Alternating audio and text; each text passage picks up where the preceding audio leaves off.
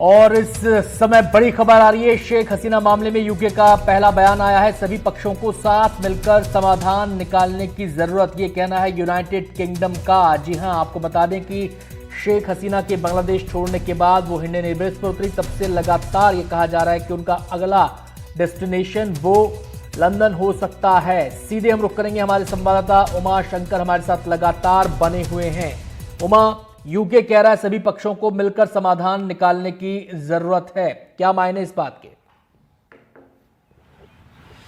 जी देखिए, यूके के foreign secretary David Lammy की तरफ से जो बयान दिया गया उसमें कहा गया है कि पिछले 2 हफ्ते जो हैं उसमें काफ़ी ज़्यादा हिंसा देखने को मिली है, एक अभूतपूर्व स्थिति देखने को मिली है और अब सभी पक्षों को मिलकर वहां पर बात करने की ज़रूरत है ताकि हिंसा का खात्मा हो। एक अहम बात इसमें यह भी कही गई है कि यूएन लेड इन्वेस्टिगेशन हो। पिछले कुछ हफ्तों में जिस तरीके से वहाँ पर जो घटनाक्रम हुआ है उसकी जाँच की बात यूके की तरफ से की गई है और ये उम्मीद जताई गई है कि यूके जो बांग्लादेश है वो एक लोकतांत्रिक रास्ते पर आगे बढ़ेगा। तो ये तो तमाम अहम बात यूके की तरफ से की गई है, लेकिन शेख हसीना जो कि यूके में असाइलम चाहती हैं, जिस तरह से जानकारी निकलकर सामने आई उस पर कुछ भी नहीं कहा गया है फॉरेन सेक्रेटरी की तरफ से इस बयान पर। तो ये ऊहापोह की स्थिति अभी बनी रहेगी, क्योंकि जो पहला बयान आया है यूके की तरफ से बांग्लादेश की स्थिति पर, उसमें वहाँ के अंदरूनी हालात को लेकर बातचीत तो की गई है, चिंता तो जताई गई है, लेकिन शेख हसीना के असाइलम को लेकर, उनके शरण को लेकर इसमें कुछ भी नहीं कहा गया। और जैसा कि हम लगातार रिपोर्ट कर रहे हैं,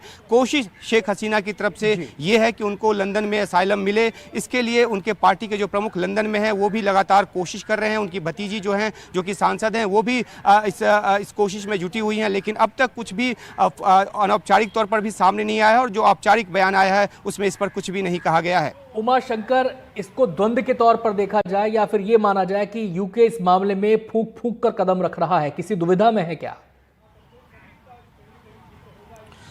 जी बिल्कुल, यूके भी जो है इस बात की समीक्षा करने में जुटा होगा कि शेख हसीना को यहाँ पर अगर शरण दिया जाता है तो किस तरह की स्थितियाँ पैदा होंगी। अव्वल तो खुद यूके के अंदरूनी हालात किस तरह से बदल सकते हैं, क्योंकि बड़ी तादाद में बांग्लादेशी वहाँ पर रहते हैं और वहाँ पर उनकी हिंसा जो है या उनकी तरफ से जो प्रोटेस्ट है उसका सिलसिला जो है शुरू हो सकता है शेख हसीना अगर वहाँ पहुँचे तो।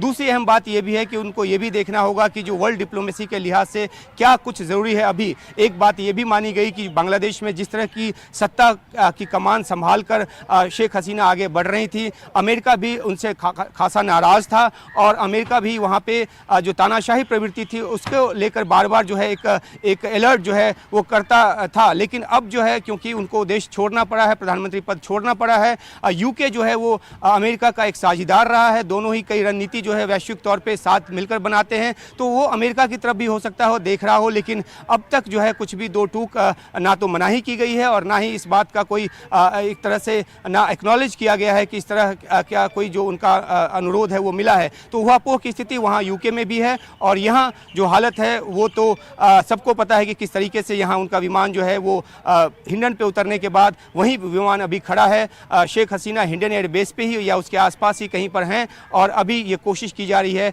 कि वो जो है वो लंदन जाएँ, लेकिन उसमें अभी अड़चन बाकी है। उमा शंकर, ऐसी ऊहापोह की स्थिति अगर यूके में है, वो भी तमाम पहलुओं पर सोच रहे हैं, दुविधा दिख रही है, तो अगर यूके नहीं तो फिर कहां? एक बड़ा सवाल फिर ये खड़ा हो जाता है।